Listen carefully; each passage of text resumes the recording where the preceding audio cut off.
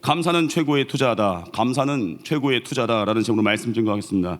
5월은 가정의 달이면서 또 감사의 달입니다. 또 어버이 은혜, 스승의 은혜를 기억하는 또 한 달입니다.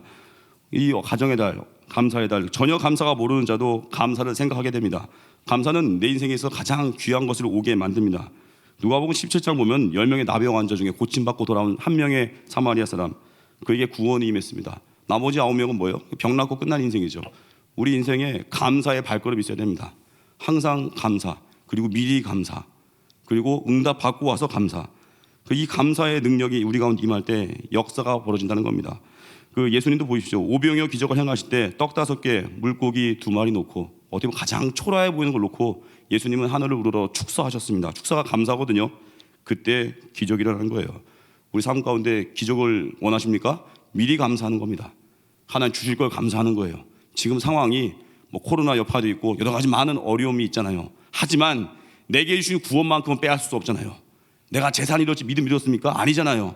내 믿음이 여전히 견고하잖아요. 다 이뤄도 내 안에 천국의 확신이 있잖아요. 이걸 감사하는 겁니다. 내 안에 있는 가장 귀한 것. 그래서 우리 인생의 상실은 축복이에요. 왜요? 상실 자체는 아픈 거지만 상실로 인해서 내 안에 무엇이 가장 귀한지를 볼 수 있는 거예요. 그거 감사하는 겁니다. 주님, 내가 건강 잃어서도 믿음 잃지 않은 거 감사합니다. 주님, 내가 좀 관계에서 배신도 당하고 관계에 어려움이 있지만 내가 여전히 예배 자리 지킨 거 감사합니다. 이런 감사가 펼쳐질 때 우리 삶이 다시 역전되는 것입니다. 감사의 크기가 한 사람의 인생의 스케일을 보여주는 거예요.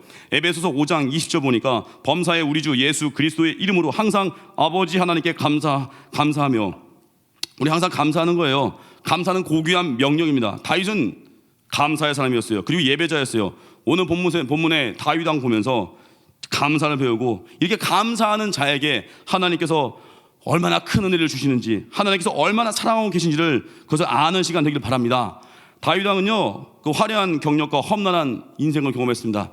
만만치 않은 삶을 살았습니다. 수년간 정치 망명 다니면서 수모당하고 고통당하고 나중에 왕좌에 또 올랐지만 초창기 몇 년간은 늘 전쟁터에서 전쟁 겪었습니다. 그의 칼에 피가 마를 일이 없습니다. 늘 복잡하고 항상 긴장된 분위기 가운데 생활을 한 거예요.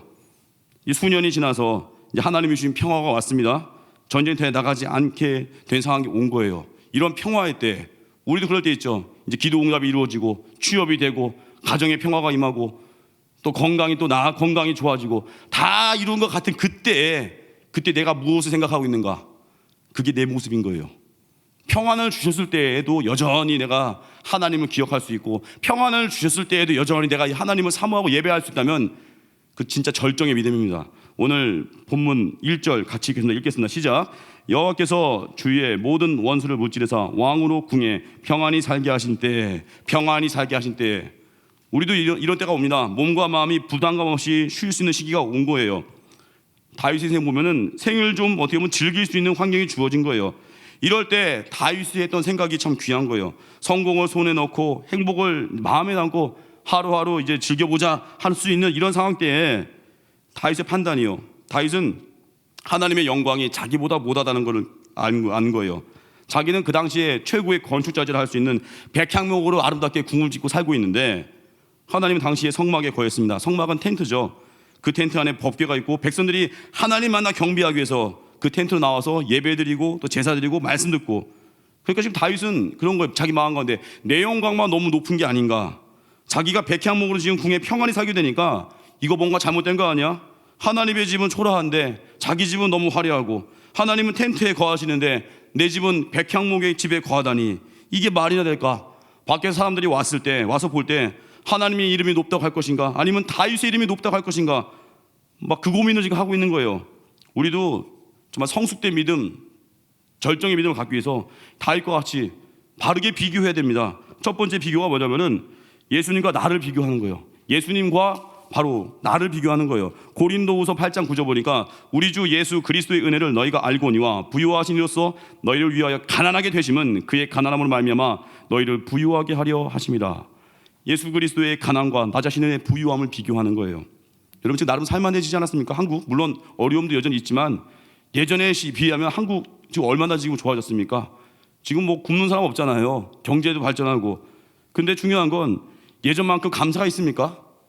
우리 믿음의 선배들 보면은 어려운 때에도 하늘의 축복 하나 바라보면서 가난할 때에도 내게 주신 영적인 축복 때문에 너무 기뻐하고 감사했어요. 삶에 정말 끼리를 해결하기 어려운 상황에도 철야할 수 있으면 감사했고요. 새벽기도 할 수 있으면 감사했고요. 예배 드리러 갈 수 있으면 감사했는데 요즘 어때요? 교회가 많이 세속화되지 않았습니까? 눈에 보이지 않는 영적인 축복 바라볼 줄 모르고, 근데 예수 믿어야 되는데 돈도 좀 있어야겠고, 예수 믿어야 되는데 출세도 좀 해야겠고, 물론 주님 믿으면 잘 됩니다. 하지만 예수 믿는다고 늘 잘 되기만 하겠습니까? 언젠 여전히 해결되지 않은 고난의 문제가 있잖아요. 해결되지 않은 아픔이 있잖아요. 그럼에도 우리가 할 일 뭐겠어요? 끝까지 주님 붙들고 전진하는 거거든요. 예수님이 자신이 가난해주심으로 우리에게 안겨주신 하늘의 축복, 특권, 이 놀라운 은혜를 생각할 때마다, 또 예수님이 생명을 우리에게 주심으로 우리를 죄에서 건져주셨고 우리에게 천국을 주신 것을 생각할 때마다 너무 감격스러운 거예요. 이렇게 비교해야 됩니다. 예수님과 나를 비교하는 거예요. 예수님은 나 때문에 너무 많은 거 버렸는데 우리는 어떻게 해요? 맨날 채우려고만 하죠.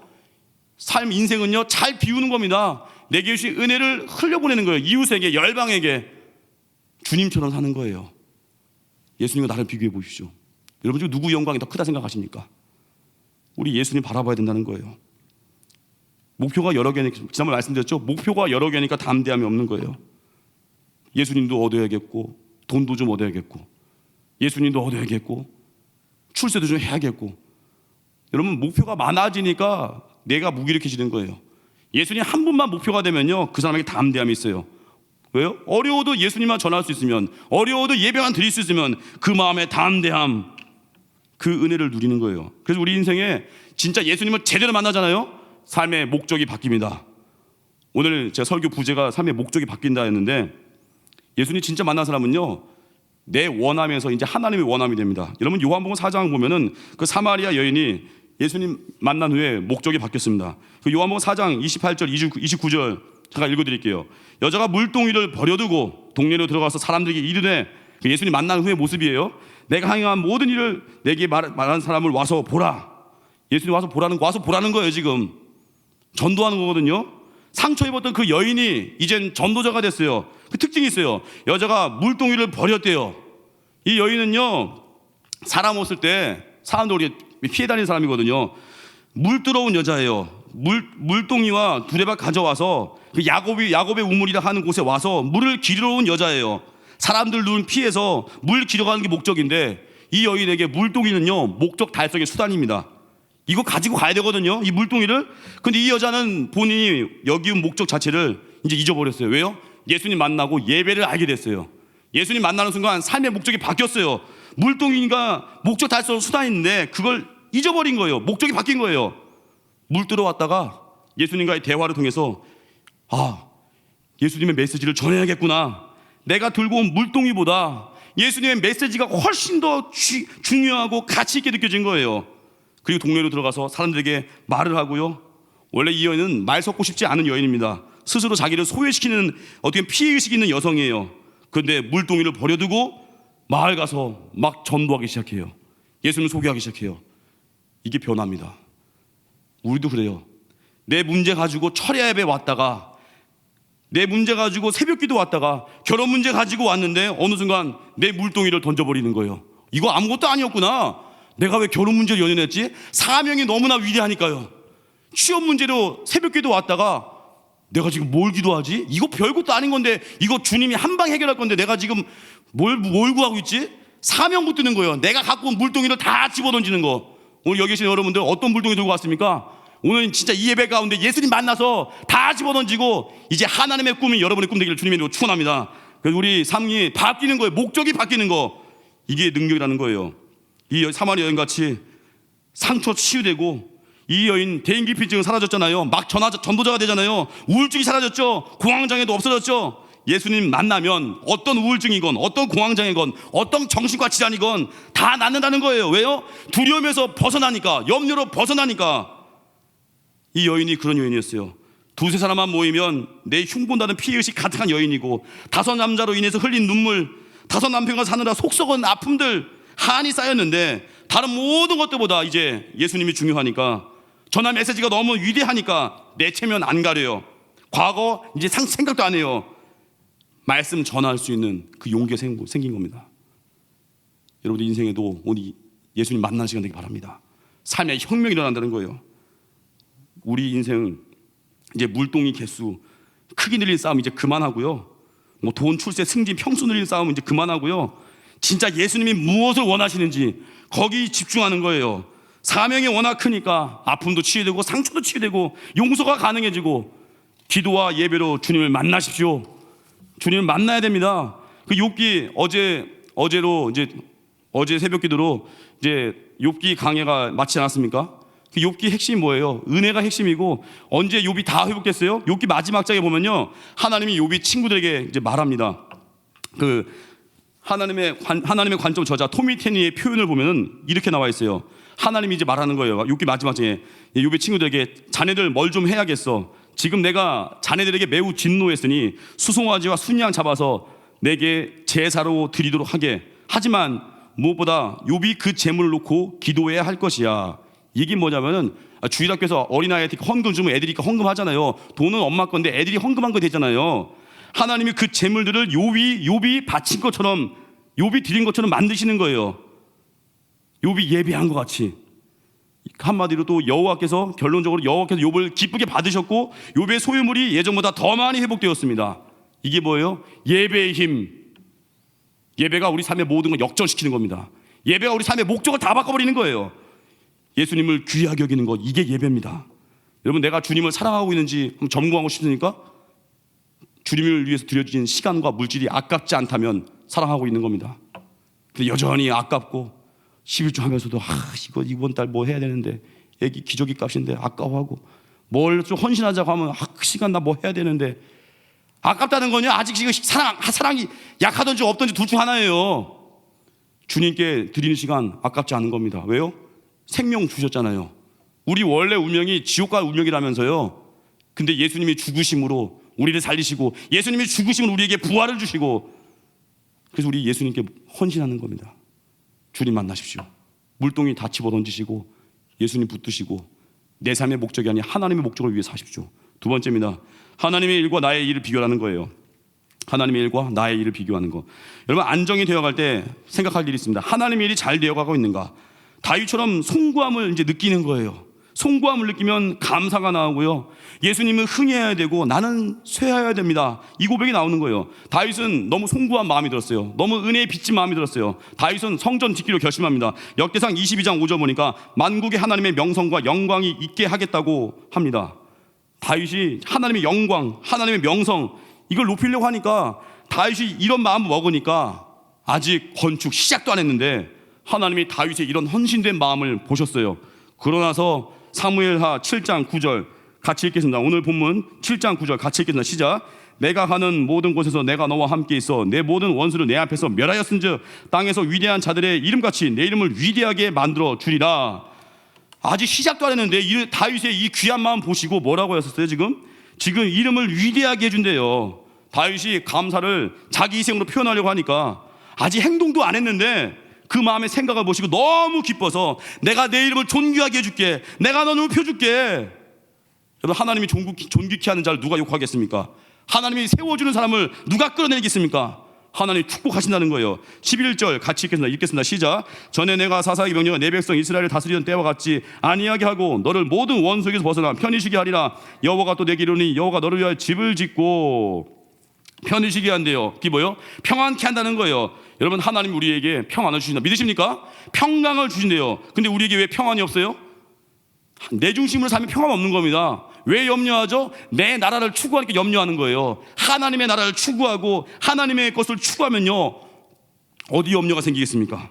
다윗과 같이 어린아이같이 하나님만을 위하는 그 마음 갖는 거예요. 그 11절 하반절에 다윗의 집을 세워준다고 하죠. 여러분, 다윗만큼 그 이름이 존귀케 된 적은 없습니다.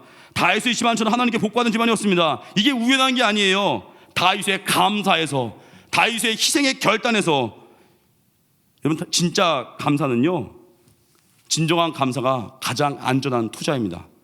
진정한 감사와 헌신은 최고의 투자입니다. 나의 희생을 동반하는 감사, 내 것은 무조건 주님께 쉽게 드리겠습니다. 그럼 주님이 주시는 은혜가 있다는 거예요. 다윗은 마태복음 6장 33절의 원리대로 한 겁니다. 우리가 하나님의 일을 생각하잖아요. 그 주님이 우리 일을 생각해 주십니다. 다윗이 하나님의 집을 짓겠다고 궁리하고 하니까 하나님 뭐예요? 다윗의 집을 세운다고 궁리하시는 거예요. 누가 더 유익이죠? 하나님일까요? 다윗일까요? 다윗이 더 유익이죠. 전능하신 분이 내 걱정해 주는 게 그게 유익이죠. 우리도 그렇습니다. 하나님 나라를 먼저 구하는 거예요. 아무리 어려운 때가 오더라도 내가 예배에 목숨 걸겠습니다. 아무리 힘들어도 내가 헌신하겠습니다. 아무리 힘들어도 내가 기도하겠습니다. 주님 구하면 나머지 모든 것 채워준다는 거예요. 그래서 우린 주님의 영광과 날 비교하는 거예요. 나는 지금 편안하게 살고 있는데, 예를 들자면 이거예요. 우리 집은 30평 40평 되고 화장실도 2개인데 대만 갔더니 어떤 교회는 쥐가 나오고 에어컨 그 겉에 그 보호 케이스도 지금 너덜거리고 수리도 못하고 있고, 그 교회의 현실 보면서 아파야 돼요. 빨리 이렇게 교회 어려우니까 빨리 집에 나가자, 그 생각하는 게 아니라, 나는 잘 먹고 잘 사는 것 같은데 왜 하나님의 교회가 이렇게 돼 있을까? 제가 오늘도 오늘도 인도선교 기도하는 날이거든요. 어제도 정은교 선교사님과 통화했습니다. 어려움들이 만만치 않아요. 거기 그 낙하산 학교에도 휴교령이 내려져가지고 선생님들 월급을 못 주고 있대요 지금. 그래서 지금 선생님들 먹는 거 자는 것만 지금 해결해주고 있다는 거예요. 최소한도 용돈 주면서. 아프지 않습니까? 이때 비교해야 돼요. 하나님의 일과 나를 비교해야 돼요. 나는 여전히 사업은 잘 돼가는데, 나는 여전히 주님의 은혜 가운데 보호받고 있는데, 나는 이 한국 땅에서 은혜 누리고 있는데, 하나님의 교회, 하나님의 그 사역지가 지금 어렵다고 하는 소식을 듣고 내 마음이 아파야 돼요. 이게 다윗의 마음이었습니다. 우리 인생에 여러분 이렇게 하나님 주를 기쁘시게 하면요, 내 안에 넘치는 기쁨이 있는데, 나를 위해서 살잖아요. 전혀 기쁨 없습니다. 어제도 수요예배 때 담임 목사님 말씀 들었죠? 주를 기쁘시게 할 때 내 기쁨은 증폭이 돼요. 근데 나를 기쁘게 하면요, 허망한 거예요. 베이비 부모라는 용어가 있습니다. 아이들이 붐을 일으킨다는 거죠. 아이들이 많이 태어난 것을 가리켜서 베이비 부모 세대라고 합니다. 학술적 용어로는 전쟁 이후 세대를 가리키는데, 세계 2차 대전 후에 1946년부터 1965년 사이에 자녀들이 많이 태어났잖아요. 그때 말하는 건데, 한국도 전쟁 이후에 1955년에서 1964년까지 자녀들이 많이 태어났어요. 이 세대의 특징이 있습니다. 전쟁의 폐허 가운데 다시 일어났습니다. 땀과 열정이 있습니다. 그리고 가장 강력한 자금력과 경제력, 이걸 가진 세대예요. 다른 어떤 세대보다도 여가를 즐기고 스포츠도 즐기고 오락가 레저 활동하면서 행복을 자신 인생의 최고의 목표로 삼았습니다. 근데 결과가 제일 안 좋아요. 다른 어떤 세대보다도 우울증이 10배에 달한대요. 행복 전문가 마틴 셀리그만 교수가 말했어요. 베이비 부모 세대는 가장 좋은 세대에 살면서 가장 최고의 것을 누렸는데, 그들이 겪었던 우울증이 어떤 세대보다 심각했다는 거예요. 왜 그럴까요? 내 만족이거든요. 나 하니까 삶이 허망한 거예요. 마틴 셀리그만 그 교수가 분석한 내용이에요. 행복을 추구한 그들 세대는 만족과 즐거움만 있으면 진짜 행복할 것이라 생각했는데 그게 없다는 거예요. 나의 만족을 추구하니까. 자녀를 왜 안 낳느냐고 했더니, 자녀 낳으면 내가 고통스럽지 않느냐, 그 얘기하는 거예요. 내가 희생하기 싫거든요. 내가 중요하거든요. 우리 인생 주를 기쁘게 해야 됩니다. 주님을 기쁘게 하는 인생. 좀 더 좋은 차, 더 좋은 집, 남부러운 직장, 이거 아무것도 아니거든요. 그 가수, 오래전 돌아가신 가수 김광석 씨, 1964년생이십니다. 1996년에 사망했어요. 만으로 32년을 다 채우지 못했습니다. 김광석 씨 아십니까? 그분 노래 중에 서른 즈음에가 있습니다. 서른 즈음에. 그 가사가 이래요. 점점 더 멀어져 간다. 머물러 있는 청춘인 줄 알았는데. 이제 그 다음 가사예요. 비어가는 내 가슴 속엔 더 아무것도 찾을 수 없네. 비어가는 내 가슴 속엔 더 아무것도 찾을 수 없네. 이 가사 참 슬픈 가사입니다. 30대 초반의 청년이 이제 삶을 곰곰이 바라보니까 채우면 될 줄 알았는데 더 비어간다는 거예요. 내 거, 내 취업, 내 건강, 내 만족 했는데 더 비어가고 허전하다는 거예요. 이 가사 보면서 슬퍼야 됩니다. 이 가사 보면서 진짜 가슴 찢고 회개해야 돼요. 내가 지금 뭘 바라봤는지. 여러분, 많은 것이 있어도 예수님 떠나면요, 아무 기쁨 없습니다. 다 얻어가지고 예배 떠나면요, 그 허망한 거예요. 창조주 하나님을 기억해야 됩니다. 다윗처럼 하나님을 높이려고 하면요, 삶의 허무함이 어디 허무함이 들어오겠습니까? 기쁨과 영광이 있죠. 하나님은 다윗이 하나님을 생각하니까 하나님은 내가 어떻게 하면 너희 집을 든든히 세워줄까? 내가 어떻게 하면 널 평안하게 해줄까? 우리가 하나님을 생각하잖아요. 하나님 우리 걱정해 줍니다. 다윗과 같이 사십시오.